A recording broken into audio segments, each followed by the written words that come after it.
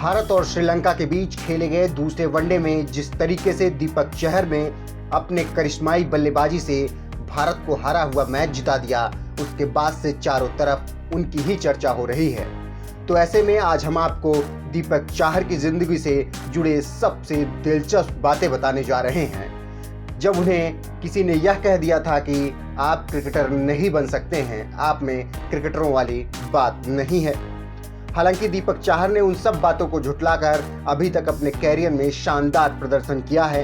तो आइए आपको बताते हैं कि जिसके पिता ने अपने बेटे को क्रिकेटर बनाने के लिए खुद की एयरफोर्स की नौकरी छोड़ दी थी, उसके बेटे ने किस तरीके से भारत को श्रीलंका के खिलाफ दूसरे वनडे में अप्रत्याशित जीत दिला दी। ये बात है साल 2008 की। राजस्थान क्रिकेट एसोसिएशन ट्रायल ले रहा था।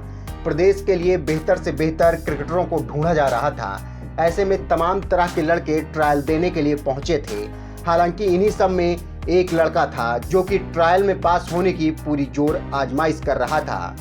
उस लड़के की उम्र उस वक्त महज 16 साल थी। उसकी भी बारी आई। उसने ट्रायल दिया, कई गेंदें डाले, लेकिन वहां खड़े कोच को उसे देखकर कुछ मजा नहीं आया। और वो कोच साहब थे पूर्व ऑस्ट्रेलियाई खिलाड़ी और भारत के पूर्व कोच ग्रेग चैपल।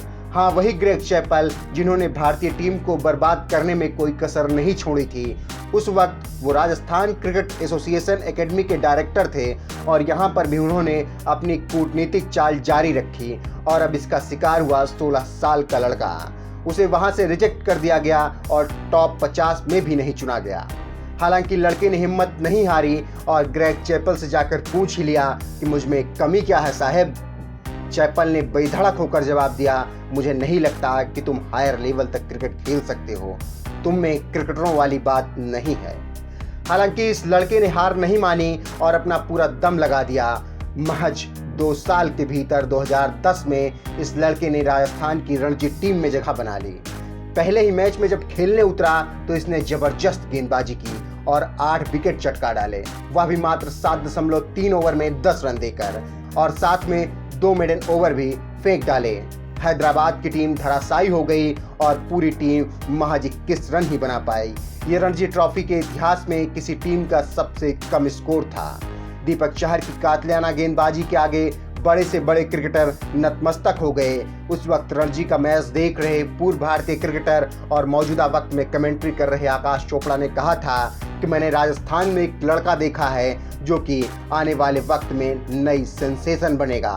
वो लड़का आ रहा है, याद रखिएगा, वो बहुत नाम कमाएगा, बहुत आगे तक जाएगा। हो सकता है आकाश चोपड़ा ने उस दिन दीपक में भविष्य देख लिया हो, लेकिन विश्वास शायद उन्हें भी नहीं रहा होगा कि वह सच लिख रहे हैं।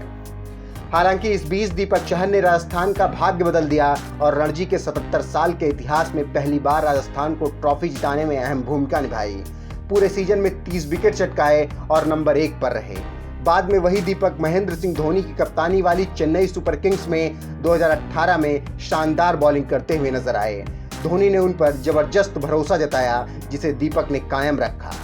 वहीं इन सालों में 2010 से 2018 के बीच दीपक की जिंदगी में कई उतार चढ़ाव भी आए। इन सालों में वह काफी चोटिल हुए तो ऐसा लगा कि शायद इस उभरते हुए खिलाड़ी का कैरियर चोट की वजह से खत्म हो जाएगा। लेकिन महेंद्र सिंह धोनी की नेतृत्व में आते ही दीपक चहर में गजब का निखार आया।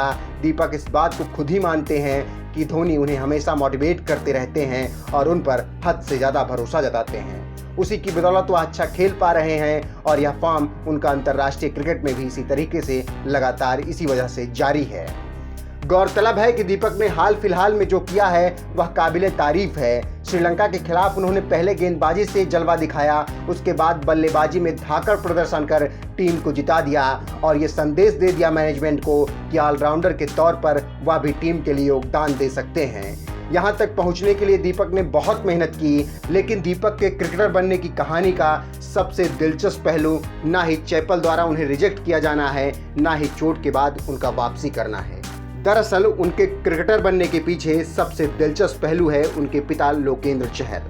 ऐसा हम इसलिए कह रहे हैं कि दीपक के पिता को जिद थी कि उनका बेटा क्रिकेटर ही बने। आपको बता दें कि 7 अगस्त 1992 को दीपक का जन्म उत्तर प्रदेश के आगरा में हुआ था। जब दीपक 10 साल के थे तभी उनके पिता ने उनको जयपुर की जिला क्रिकेट एकेडमी में एडमिशन दिलवा दिया था।